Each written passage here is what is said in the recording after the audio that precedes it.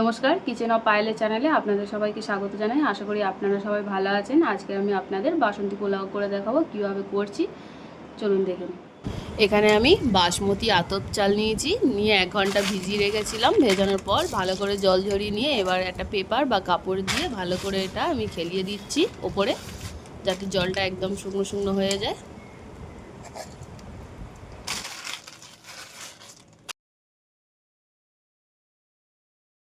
এখানে দেখুন চালটা কি সুন্দর ভালো করে জল শুকনো হয়ে গেছে, দেখুন একদম জল নেই। এর মধ্যে আমি এবার দিয়ে দেবো আদা বাটা,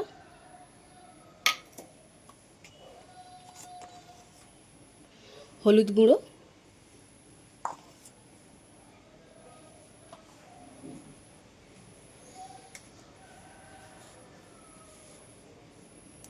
গরম মশলা,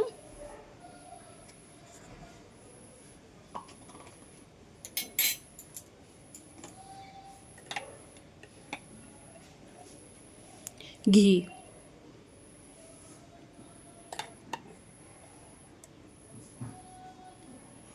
দিয়ে ভালো করে এটা মিক্স করে নেবো। এবার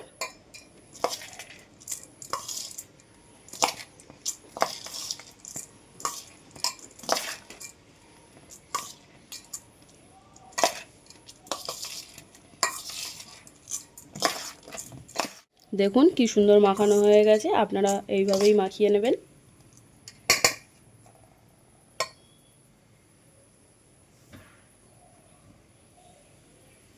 এখানে কড়াতে আমি সাদা তেল দিয়ে দেবো অল্প করে,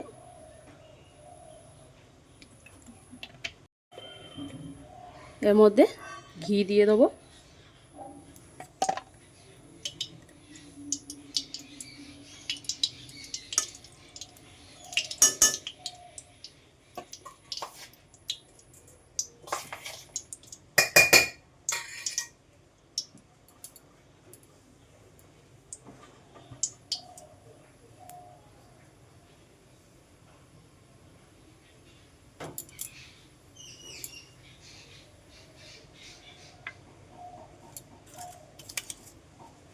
এর মধ্যে এবার ফোড়নে দিয়ে দেবো 2টো তেজপাতা, গরম মশলা, গোটা গরম মশলা,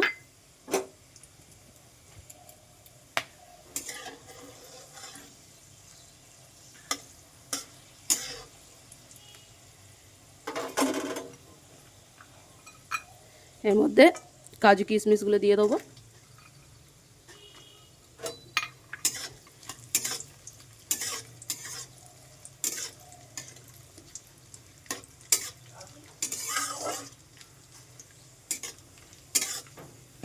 হালকা ভেজে নেওয়ার পর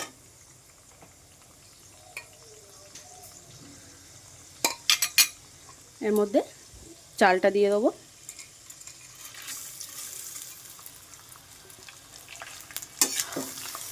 দিয়ে ভালো করে নাড়াচাড়া করে নেব।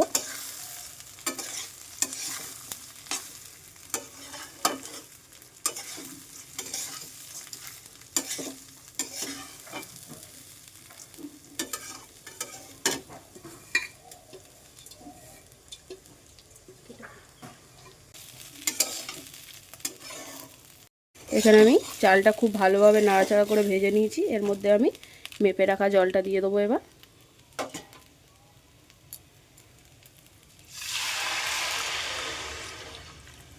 এখানে আমি যে পরিমাণ চাল নিয়েছি তার ডবল পরিমাণে জল দিয়েছি। ধরুন আপনারা 1 কাপ চাল নিলেন, 2 কাপ জল দেবেন, তাহলে পরিমাণটা ঠিক থাকবে।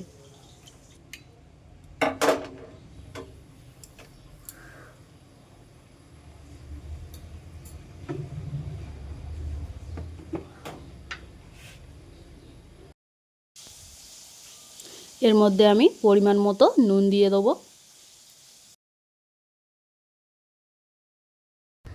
চিনি,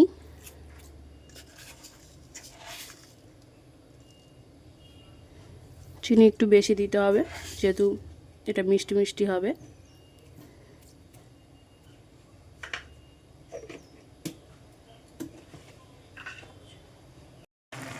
কি সুন্দর দেখুন জলটা কমে শুকনো শুকনো হয়ে আসছে।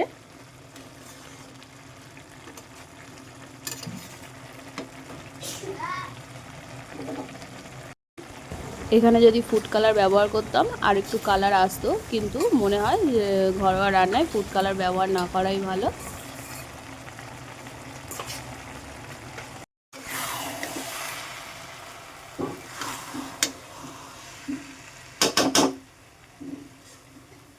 আপনারা এই সময় গ্যাসটা একদম মিডিয়াম ফ্লেমে রাখার চেষ্টা করবেন।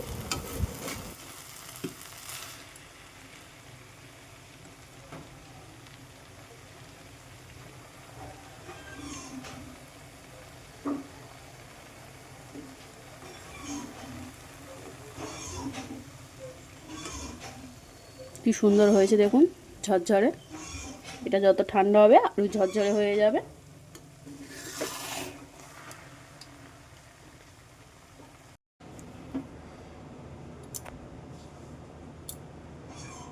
আমি যেভাবে দেখালাম আপনারা অবশ্যই বাড়িতে সেইভাবে ট্রাই করবেন। জলের পরিমাণটা একটু বুঝে দেবেন, ঠিক করে মেপে দেবেন। আর দেখুন কি সুন্দর হয়েছে, ঝরঝরে একদম শুকনো হয়ে গেছে।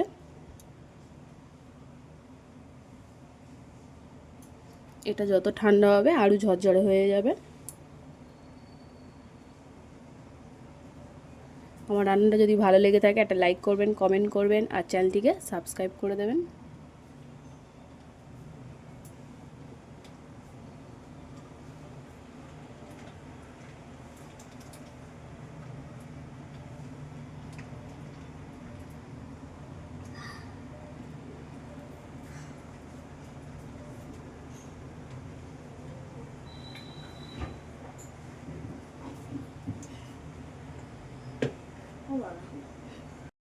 দেখুন ঠান্ডা হয়ে যাওয়ার পর কি সুন্দর ঝরঝরে হয়ে গেছে।